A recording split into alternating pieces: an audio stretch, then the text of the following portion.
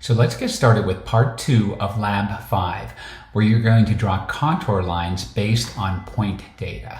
So this shows here a map of the point data.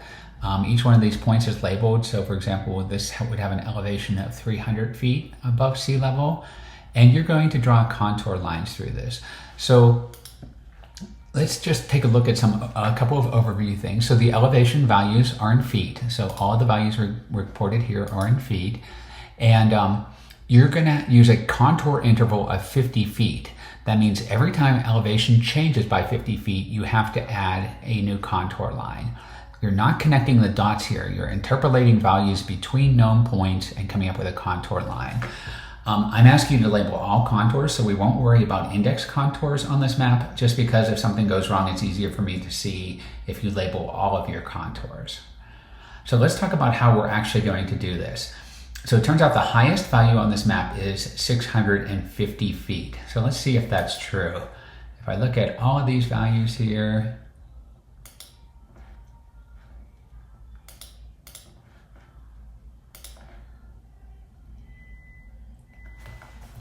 here's a 650 foot value. Oh, this one almost made it. It's 640 feet, but everything else is 500 and some feet or lower.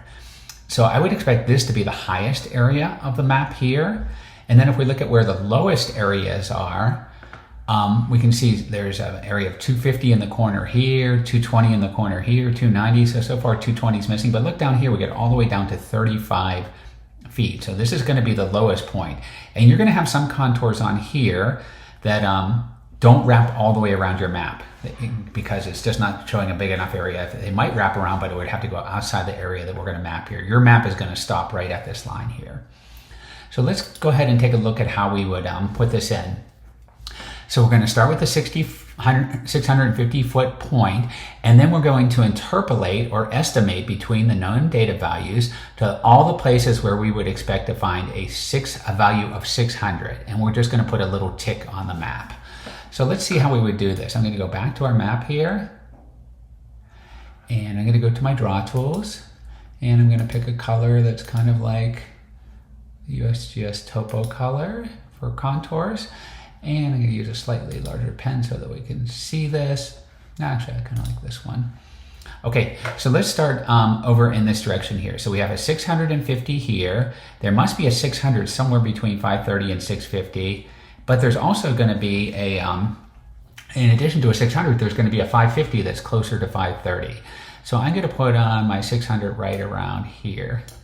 So when I draw the contour line, it's going to have to go through there. Similarly, if I go between 650 and 510, there's going to be a 550, a 600, and then finally the 650 here. So I'm going to put another point on like that. There's no 600 between 640 and 650, right? We would just go 640, 645, 650 to get up there. So it's kind of like a ridge between those two. Here, 545, there's going to be a 550 really close to that. Then a 600, kind of in the middle, and then the 640 here. 505, we're going to have a 550 somewhere almost. We're going to almost divide this into thirds, right? So I'm just going to put on as a little dot where that 550 would be, but my 600 is going to be halfway between those. So I'm going to put that on over here. Then we get into the end. We can do one more here, right? 340, 350. 400, 450, 500, 550, 600. We get a whole bunch of points over there because things are going to get really steep here because we're changing all the way between 640 and 380 here. So here we would have a 400, a 450, a 500, a 550, and then my 600 would be way up here. It's going to be very close to that because once again, we're just interpolating these values between. And let me do one more interpolation, 420, 450, 500, 550, 600. And so this last one here is where my contour, and it kind of helps maybe to put in points and then kind of put more of a dash where your next contour is going through. So now we just kind of connect up all of these places where we've interpolated. So I'm going to connect all those points. I'm going to go like this.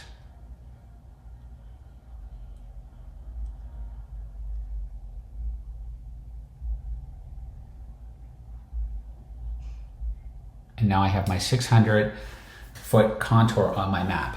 What I don't have is I don't have it labeled. So you can do that in a couple of ways. One way is just, I'm gonna put in a text box. I'm gonna type 600. Oops. I'm going to make that the same sort of color, a brownish color.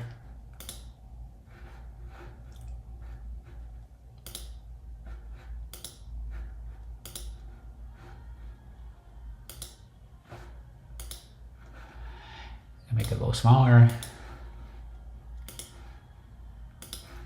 And then I'm just going to make the background of this box, I'm going to fill it with a white color so that it just overlies that.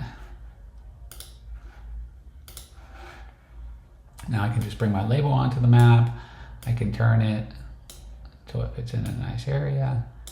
And then I have my 600-foot contour labeled there. You could also do this by you could also do this in the draw tool by, if you're doing it in a PowerPoint, using the small eraser and just erase a little area. But regardless, now I have my 600-foot contour on here, and the next one is going to be 550, and then 500, and then so forth. So these are going to be somewhat concentric for a long time, but as you can see, once you get down to about 200, like the 150 contour is not going to be everywhere. It's definitely going to be through this area here, but it's not going to get beyond this 150 here. It's going to come somewhere between here and here. But just to kind of show what that looks like, let's go ahead and draw on the 150 contour as well. So we have a 150 value here. That's good. Between 80 and 190, I would expect to have a 100 here, and then a 150 about halfway between those two. Between the 100 and 160, it's going to be much closer to the 160, and between 100 and 175, it's going to be about 2/3 of the way up. Same here, about 2/3 of the way up.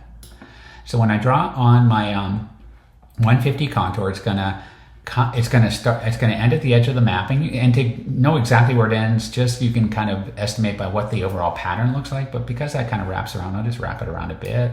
So I'm going to come through like that. Going to go through here,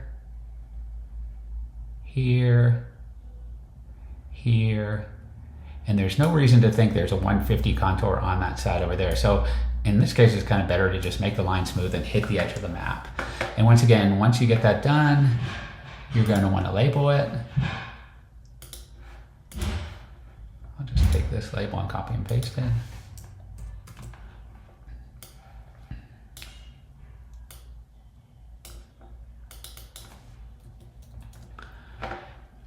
And that's how you're going to make your contour map. Remember, you'll have 2 more contours to put in here, 100 and 50. And then in between 150 and 600, you'll be filling in every 50 feet. So after 150, then 200, 250, 300, 350, 400, 450, 500, and 550. We already have the 600-foot contour there.